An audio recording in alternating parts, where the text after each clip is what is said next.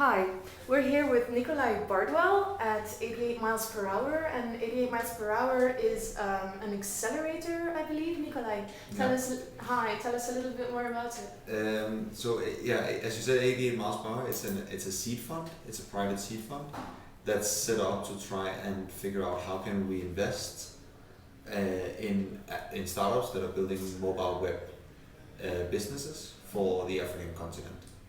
So it's basically looking at, there's a lot of growing trends on this continent. The mobile web users are exploding. It's one of the fastest growing markets in the world.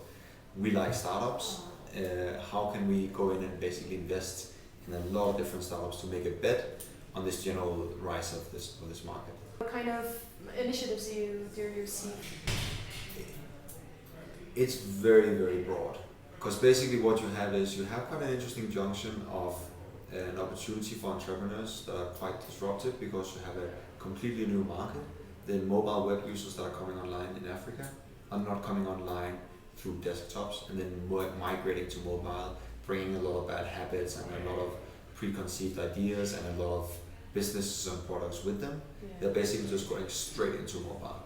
And there are not that many companies set up still on this continent to cater for those particular users. So we're doing everything from media to entertainment to financial services to, there's so much stuff that needs to be built here. I mean, you just think about how much you use your phone back in Europe, or generally how much you use the internet for pretty much everything that you're involved with your life. All of that stuff also needs to be built here, but it needs to be built with a local angle and for a local context. So mostly what we look at is not so much what kind of specific ideas it is, as long as it's got to do with mobile web technologies, so basic mobile internet. It's much more about the team and the entrepreneurs. So we're trying to find rockstar entrepreneurs that are going to be able to build successful businesses. Because what the idea is when they come in, like all startups, it's almost 100% surely not the idea that they come out with. So you start doing something, then you bring it to market, you realize that everything you thought was wrong, and that all your approaches and all your assumptions were completely false. So the whole idea is how good are you at kind of navigating and zooming in on, okay, how do you then find the right step? How do you take the next step? And is that also something that you help people with, apart from seed funding them? You also kind of coach them in their business approach? So coaching is maybe not like quite the right approach, but it's more like mentoring them and help them. So basically we try and build an infrastructure around the startups. So first of all, we take care of a lot of like the legal, accounting, financing, like we help them with a lot of that stuff, so they don't have to worry about that, but they can just build their products and take them to the market.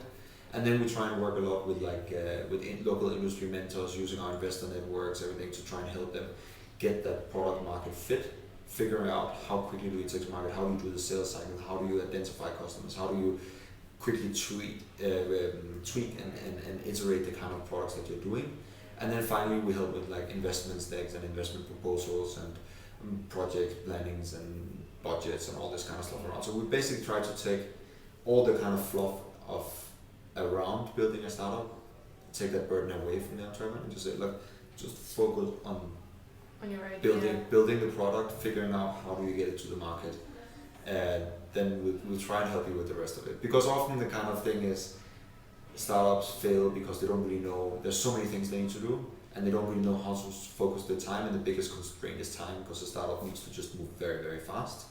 So we try and like free more of their time to the product and then try and help them zoom in on that. Okay, so when you build a product, what kind of cycles do you need to go out? How do you need to think about building a product?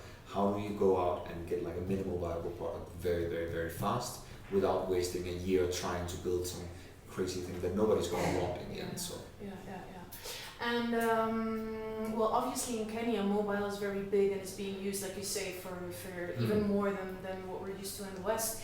Is that why you set up office here, and why also in Cape Town? What is it about those places? So what our vision as a fund is, we want to basically create a continent-wide network. So here in Cape Town, the next step is going to be Lagos, and then North Africa, maybe Dubai, Middle East, kind of. But basically create a network where, like, if you want to build a mobile web startup on this continent, if you want to be an entrepreneur in this particular sector, you come to us, because we're the kind of guys that have an established network. We have all the infrastructure set up, and we have a good track record of how to do this.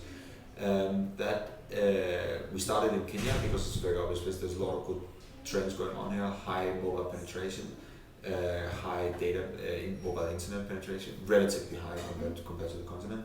You got the mobile money, which is, I mean, almost every single Kenyan has access to mobile Absolutely. money, which makes it a quite interesting market in terms of building products and getting payments because you obviously, can monetize. yeah, because obviously banking and credit cards is very early, still not that available. Creates a lot of opportunities for insurance products, for finance products, for all this kind of other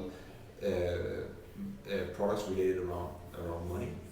And then Cape Town, because Cape Town is also kind of like the tech hub of Southern Africa. That's why you have a lot of very successful startups. A lot of investors go to Cape Town because it's a very nice place to live. So it's kind of like a good lifestyle. It's kind of more probably similar to kind of Silicon Valley in terms of lifestyle and like people. And then the market is very different, so it's a good tester. You got like a different level of entrepreneurs. You got like much higher, much more developed market, much more developed infrastructure, but also much more competition. So it kind of balances out and gives like a good feel for what are the different kind of things that work around the continent in different areas. Okay, fantastic. And I believe you just told me that there's an application process going on right now here in Nairobi. So we just finished the program in Cape Town in late April, and now we've opened for applications for our Nairobi program, which is going to run from August to December this year. And we're taking applications from all over the world. So we of course very strongly encourage local entrepreneurs, but we also want to try and mix the talent and experiences by bringing in foreign talent, foreign startups. Again, there's such a massive opportunity to build things on this continent, and it's more about actually getting the right kind of entrepreneurs in to do it. And I think a lot of times the kind of talent and skill and kind of fresh perspective that international startups will bring here, you kind of mix that up in a local setting. You mix them up with local talent and local staff and local entrepreneurs, and I think you get a very deadly combo that can be great. Fantastic. And if people want to know more, or if they want to apply, I'm If assuming you want- everything's on your website. If you want to know more or want to apply, you go to aviatenph.ac. You can read more about who we are. You can read more about like in terms of funding. You can read more about the program and the opportunities, and you can see kind of what's the easiest way for you to kind of take the leap and just come and build a startup in Africa.